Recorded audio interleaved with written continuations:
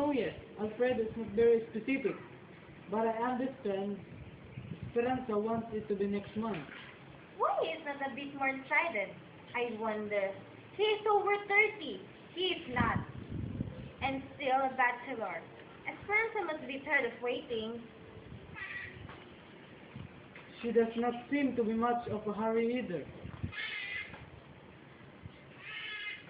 How can a woman be a hurry when the man does not hurry her?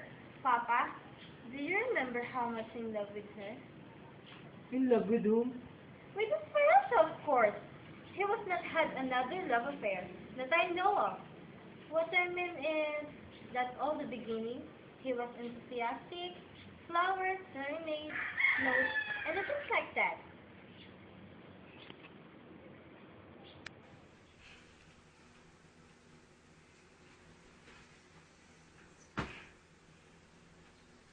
Now, cool tomorrow. I think they are often more cool than warm. The very fact that engagement has been allowed to prolong itself argues a certain placidity of temperament or of affection on the part of either or both. That pace we were speaking of is natural, enough for a beginning. Beside that, as I see it, was Alfredo's last way with escaping the youth.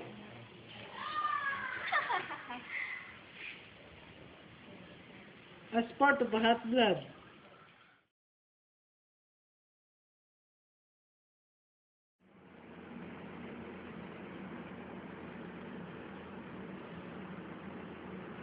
a little mental relaxation now and then is beneficial. Besides, a judge's goodwill, you know, is worth a rising young lawyer's trouble.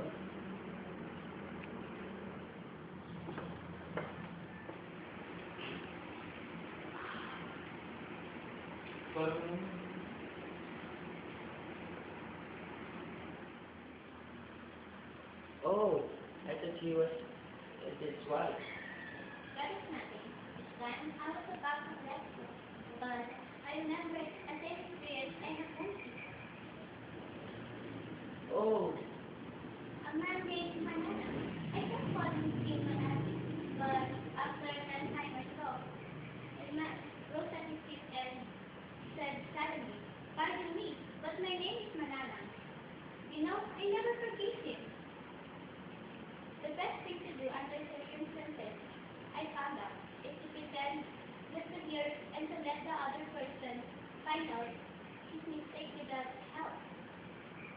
I was thinking of Mr. Manana.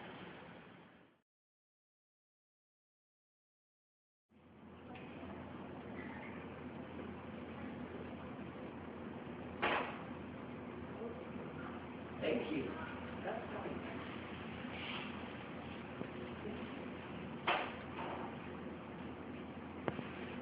Thank you.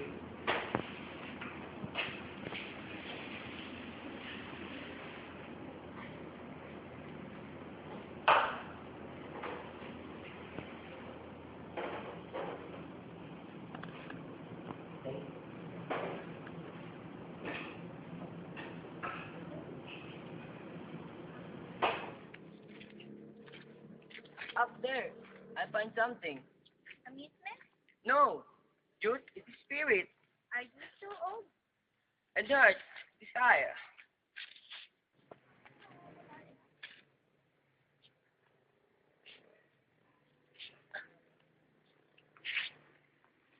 Down there, the road is closed, frozen by peace, the barn of mystery.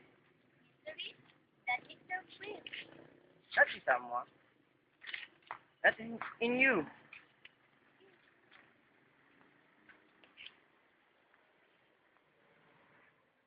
You have known me for a few weeks. So, the mystery. I could study you all my life, and still will find it. The afternoon has been very short, hasn't it? That I think this would be the last time we can visit. The last? Why? You will be busy perhaps. They seem, especially industrious to you. If you are, you never looked it. But Always unhired and calm. I wish that were true. I'm an sufferer if he is. As you say, calm and placid. Like a carabao in a mud pool? Who I? Oh no, You said I'm calm and placid.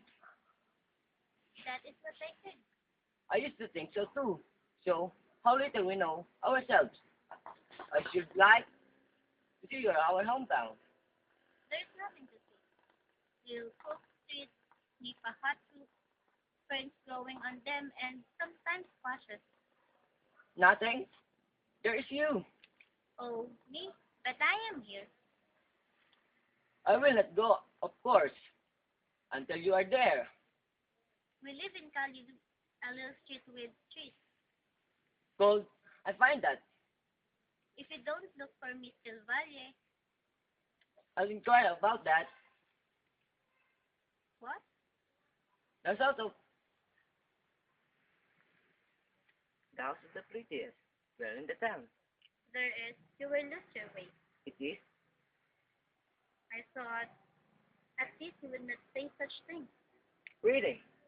Pretty. A foolish word. But there is none other more than handy. I did not mean that quiet. Are you withdrawing the compliment? Reinforcing it. Maybe something is pretty. When it please, the eye is more than that when. If it's sudden, What did you say? It's the last time. I am going home. When?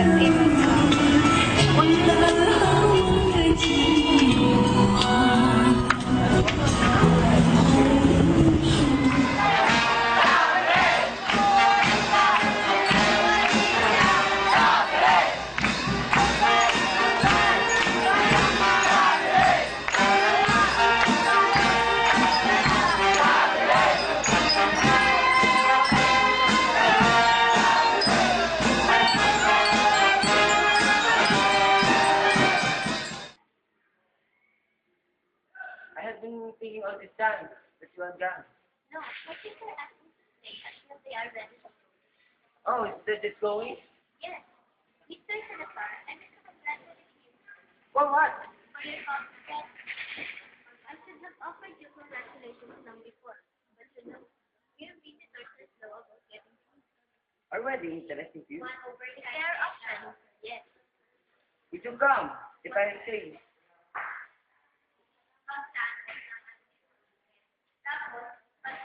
When are you going to do? Me? May is the month of happiness, they say. They say would you come? Why not? No reason. I just asking to you that you will. If you ask me, I ask you. then I will say yes. Okay, Mr. Salazar, we're at the house. Goodbye. Okay. Goodbye.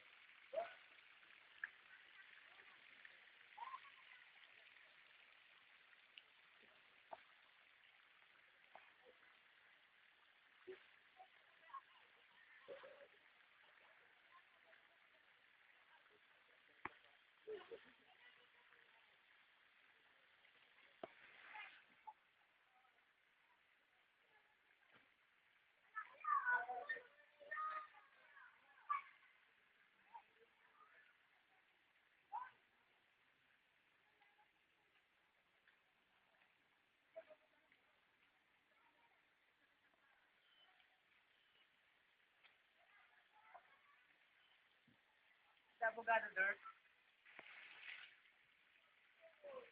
Who's abogado? Salazar. Good day. Oh, good day. Are you staff? Some little business. Would you come up? Oh, yeah.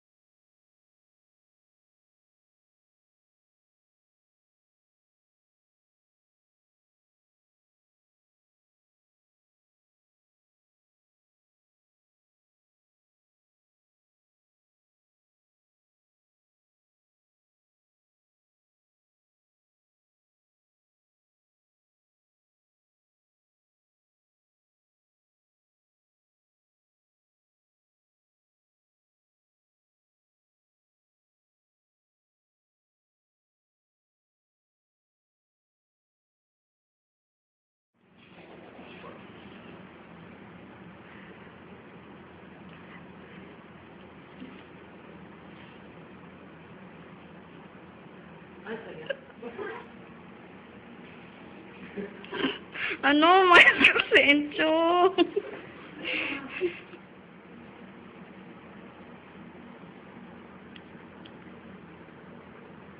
A little mental relaxation now and then is beneficial. Besides, adjust goodwill, you know. Oh, that's good.